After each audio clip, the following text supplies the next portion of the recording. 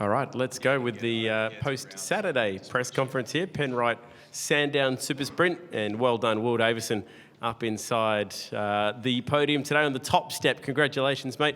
Chased home by Shane Van Gisbergen and Anton De Pasquale. I want to touch a little bit on the family history with this track here. We'll just find a topic that hasn't been talked about yet, and just what it is like winning here at Sandown. You know, you live in Queensland these days, but the family heritage is very much here in Melbourne. So does that add a little special touch to it today?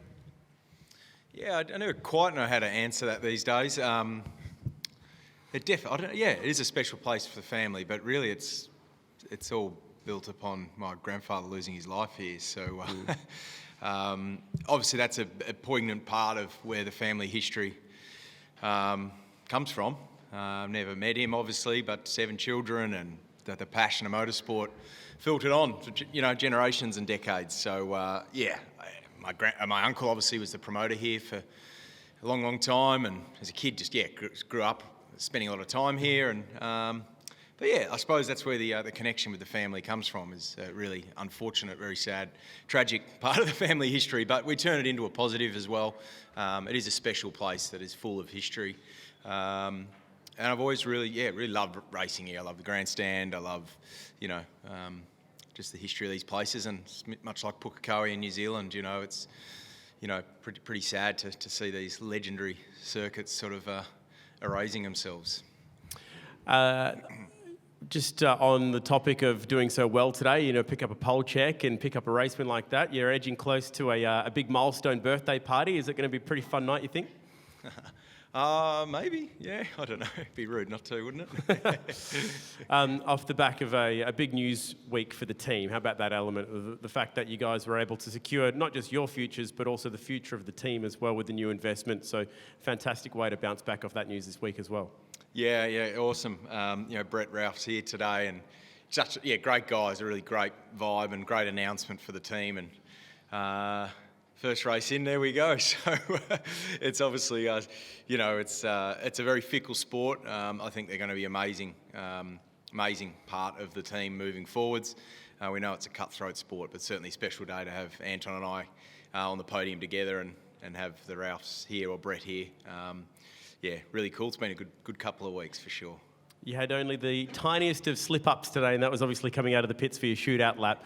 Do you feel like the penalty fit the crime on that occasion? What can I say? It's certainly you'd be pretty robbed if you lost your pole out. It was a bit silly, bit sloppy from my point of view. But you really look at that when you're going out into a hot circuit, because it's one of the exits where the closing speed's so great for cars, and you're always far right, and you're always so fixated on traffic. It's not sort of something you ever pay too much attention to. So I suppose the shootout, just trying to move out onto the circuit, it just is a bit of a lapse in concentration, a bit silly, but I'm just a bit lighter in the pocket. Well done today, mate. It was an awesome drive. Congratulations. Cheers.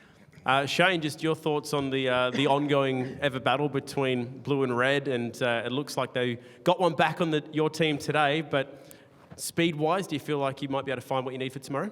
I hope so. We'll give it a good crack. It's certainly interesting. Like Tailem Bend is normally a track we struggle at and they dominate, and then vice versa for this one. So it's interesting the way the cars have developed and turned around in that way.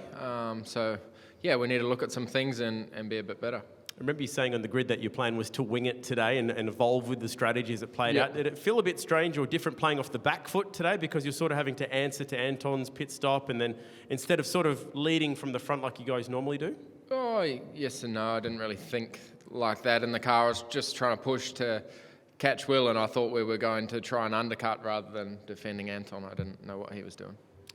Had you won that race down towards turn 1, do you reckon you would have had the pace to win the race today?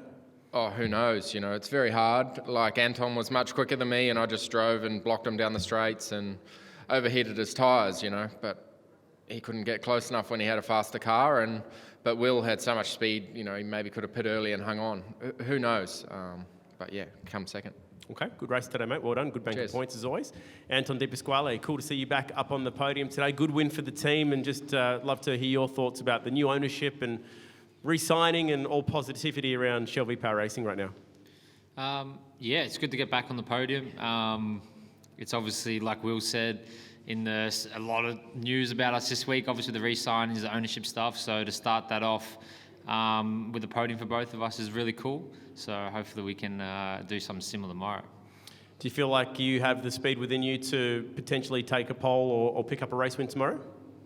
Yeah, I think my race car was quite good. Qualifying car not quite as good as Will. Obviously, he's been the fast guy this weekend, so we'll have a look at that tonight. Try and make the qualifying car a little bit better. But our race car's in the window, so yeah, we'll focus more on qualifying hopefully tomorrow and see what we can do. No shootout tomorrow. Does that suit you better?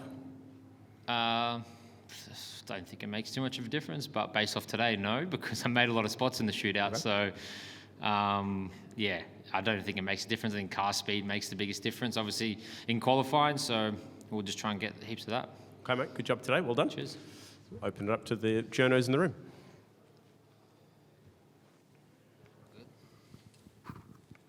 Hello, Will. Timothy from Auto Action here. You got off to an absolute flyer off the grid today. What sort of practice have you been putting into your starts? Oh, just 500 odd races, I suppose. But no, starts are one of those things. Generally, you never get complacent. It's generally I'm pretty comfortable with starts over the years. I've got a system that works pretty well for me, but. Yeah, it's a pretty complex thing. Circuit to circuit, tyre to tyre that we race on. Surface to surface. It's always different every start. So, always focused on it. Obviously, I've let quite a few poles slip this year off the start. But yeah, no magic. Just stuck to my guns and what I do, and just tried to execute it well. And it was a real clean one. And where do you think you guys found that extra pace today? Like especially after the first pit, you just started piling on the seconds? I think, the balance shifts quite a lot after the stop when you do just rear tyres significantly. So doesn't feel as nice initially, but, you just drive relative to the gap and, the gap seemed to open up. I didn't know if Shane was maybe looking after tyres managing, if there was a safety car to the end. So I was mindful of that for a while as well. And then, last 4 or 5 laps, was able to, lean on the tyre and do some reasonably quick laps at the end there. So, car was comfortable the whole race, to be honest. The balance has been great and just, Shane touched on, really quite interesting. You never sit still in this sport and it doesn't take much. We've struggled at a couple of our circuits that we thought we were going to be better at and, the team's done an amazing job analysing some of our weaknesses at some circuits like Townsville and here where we weren't so strong. So it's really fascinating. Cheers, great race. Cheers. Shane, just a quick word on Declan Fraser. He's leading the championship in the Dunlop Series. Yep. Won a race from 7th today by staying out of trouble. You've been spending a bit of time with him in debriefs and things like that. How have you seen him develop?